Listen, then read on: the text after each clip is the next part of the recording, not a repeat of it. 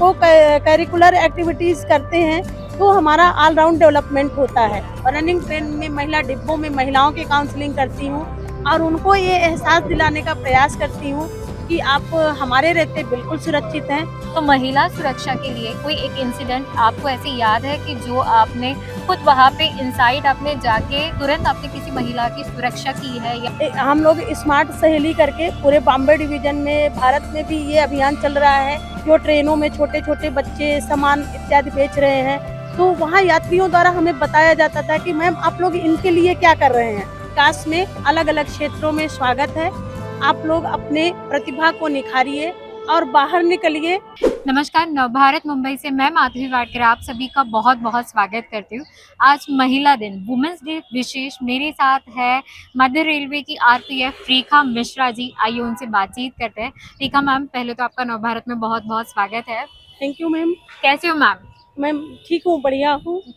Ma'am क्या कहेंगे, मैं आपकी जर्नी तो आपसे बात करने वाली हूँ, पर मैं जानना चाहूँगी आपका बचपन कैसा था, एजुकेशन कैसा था, कहाँ से आप बिलोंग करते हो? मैं बेसिकली, हमारा नेटिव प्रयागराज है।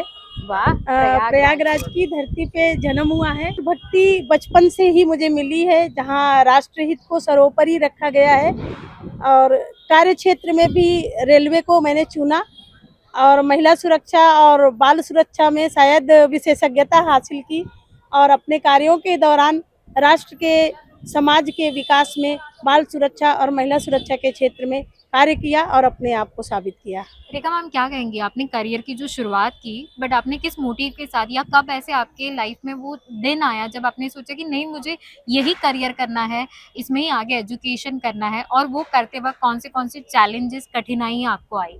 पढ़ाई के टाइम पे तो सिंपल एक मोटिव रहता है कि हमें अपने व्यक्तित्व को निखारना है, अच्छे से रहना है, मानवता का पाठ पढ़ना है, मनुष्यता को नहीं छोड़ना है, लोगों के साथ मिलकर के काम करना है या राष्ट्र के विकास में कुछ ना कुछ अपना योगदान देना है। इन्हीं चीज़ों को देखते हुए सिंपल प्रयागराज से पूरी एजुकेशन हुई, उसके साथ एनसीसी, एनएसएस और स्पोर्ट्स इत्यादि करते हुए जिसमें रनिंग वगैरह थी।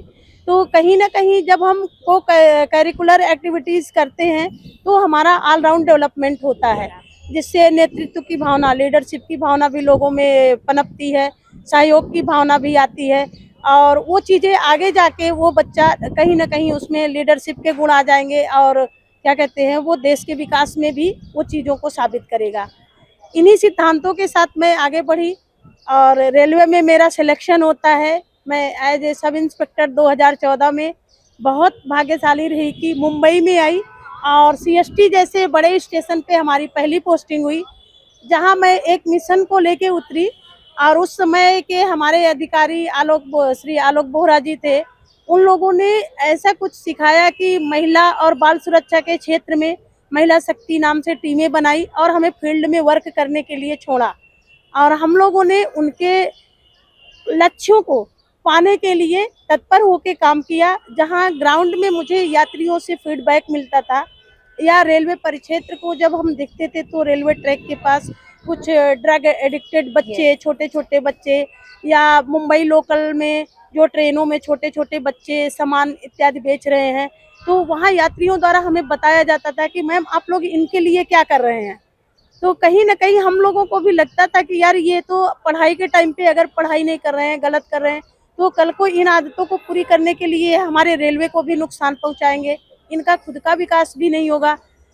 फिर इन बातों को हम आके अपने सीनियर डीएससी, उस तत्कालीन पीसीएससी हमारे एके सिंह सर थे, उनसे जा के चर्चा किया, तो फिर गवर्नमेंट की जो योजनाएँ थी, उनके तहत हम लोग ऐसे बच्चों को लेके आते थे, उनकी काउंसलिंग करने लगे और उनको शेल्टर होम जो बच्चों के लिए बनाए जाते हैं, वहाँ पे सुरक्षित भेजते थे कि वो बच्चे शिक्षा प्राप्त करें और उनका खुद का विकास हो, उनके बाल अधिकारों की रक्षा हो और वो राष्ट्रहित की मेन स्ट्रीम में आएँ।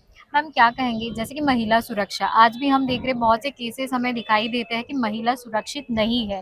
फिर बहुत बार हमें रेलवे हो या बसेस हो जहाँ पे हमें ये इंसिडेंट दिखाई देते हैं।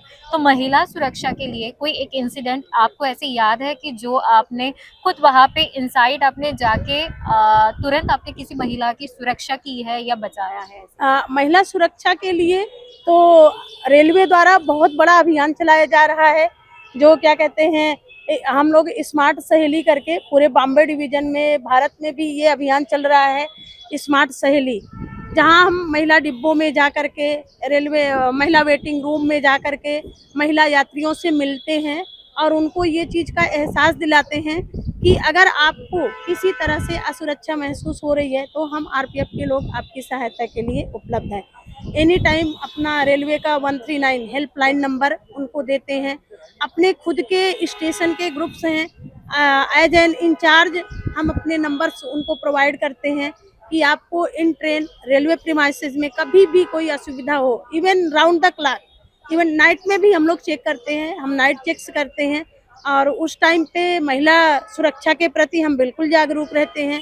स्टेशन परिसर में कोई महिला कहीं से परेशान या दुखी नज़र आती है, अकेले नज़र आती है, तो हम ऐसे ही जाके उनसे पूछते हैं कि मैम आप ठीक हो, आपको कोई समस्या तो नहीं है, मे आई हेल्प यू। तो ये कितनी चीज़ें, टीम है इन सब के लिए स्मार्ट सहेली जैसे आपने बताया? ये 28 हर स्टेशन पे, जहाँ जहाँ पे भी हाँ। मेल एक्सप्रेस ट्रेनें हैं, हाँ। वैसे तो ये ग्रुप हर स्टेशन के लिए बनाया गया है ओके। और उसमें हर महिला स्टाफ को ही जोड़ा गया है, जिसमें स्मार्ट सहेली महिला की सुरक्षा महिलाओं के द्वारा ही की जाती है। कई बार महिलाओं के मन में ऐसा रहता है कि पुरुष है, कहीं हमारा गलत फायदा ना उठाए या असुरक्षित न महसूस करे, तो महिलाओं की टीम रहती है जो उनको पूरी तरीके से सुरक्षा प्रदान तो करती मैं है। अगर एक व्यूअर्स के व्यू से मैं पूछना चाहूँगी, अगर मैं रात को ट्रेन से ट्रैवल कर रही हूँ और मुझे कुछ ऐसे लग रहा है कि मैं सुरक्षित नहीं हूँ, तो उस समय मुझे क्या स्टेप लेने चाहिए कि मैं सुरक्षित हो जाऊँ और मैं कैसे आपकी हेल्प ले सकती हूँ?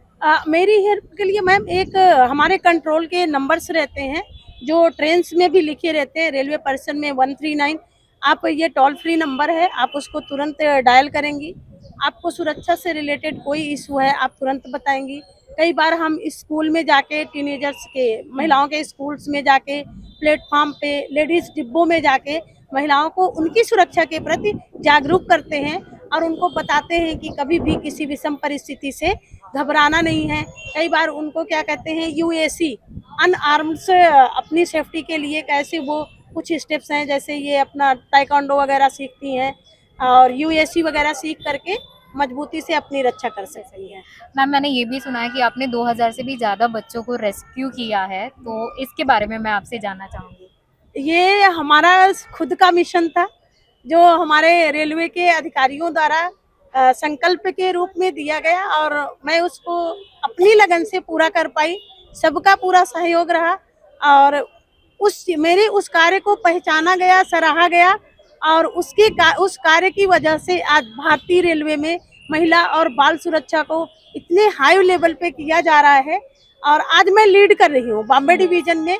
महिला और बाल सुरक्षा के क्षेत्र में एज ए लीडर मैं काम कर रही हूँ, जगह जगह जाती हूँ, महिलाओं की काउंसलिंग करती हूँ, स्कूल कॉलेज में जाके टीनेजर्स को काउंसिल करती हूँ, रनिंग ट्रेन में महिला डिब्बों में महिलाओं की काउंसलिंग करती हूँ और उनको ये एहसास दिलाने का प्रयास करती हूँ कि आप हमारे रहते बिल्कुल सुरक्षित हैं, हम आपके पारिवारिक सदस्य के जैसे हैं। कभी भी आप असुरक्षित महसूस करें तो हमारे रेलवे का हेल्पलाइन नंबर 139 पे कॉल करके हमारी मदद ले सकते हैं। मैम वर्क बैलेंस कैसे करते हो? बिकॉज एक महिला करके मैं भी जानती हूँ कि हमें वर्क बैलेंस करना बहुत मुश्किल होता है, घर भी देखना है और उसी के साथ जहाँ पे आप इतना बड़ा मिशन काम करिए और वो भी लीडर के रूप में आप काम करिए, तो कैसे ये दोनों बैलेंस करती है? मैम इसके बारे में यही, जहाँ चाह वहाँ राह। अगर आपने कुछ अपने जीवन के लिए लक्ष्य बना ही लिया है, रो के तो काम होता नहीं। अगर आपने खुद से अपने लक्ष्य बनाए हैं, आपको ऐसा लग रहा है कि ये बहुत अच्छा काम है, मुझे इसमें कुछ नया करना है, तो डेफिनेटली आपके परिवार का सहयोग भी मिलेगा, आपका उत्साह रहेगा तो आपके उच्च अधिकारियों का भी सहयोग आपको मिलेगा और आप आगे बढ़ के अच्छा काम भी कर पाएंगे। क्या लग रहा है आज महिला सभी करियर में है, सभी क्षेत्र में काम कर रही है, तो कैसे लग रहा है आप ये सब जान के?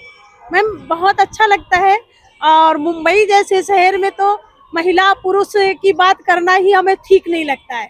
यहाँ पे पीक आवर्स में हम देखते हैं कि जितनी भीड़ भाड़, जितना पार्टिसिपेशन महिलाओं का है, जैसे पुरुषों का रहता है वैसे ही महिलाओं का भी है।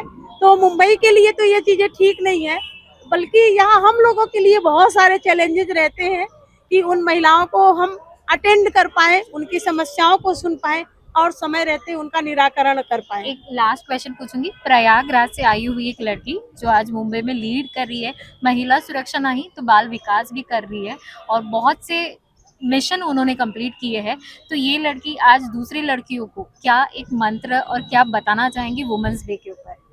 आप सभी का भारत देश के विकास में अलग अलग क्षेत्रों में स्वागत है।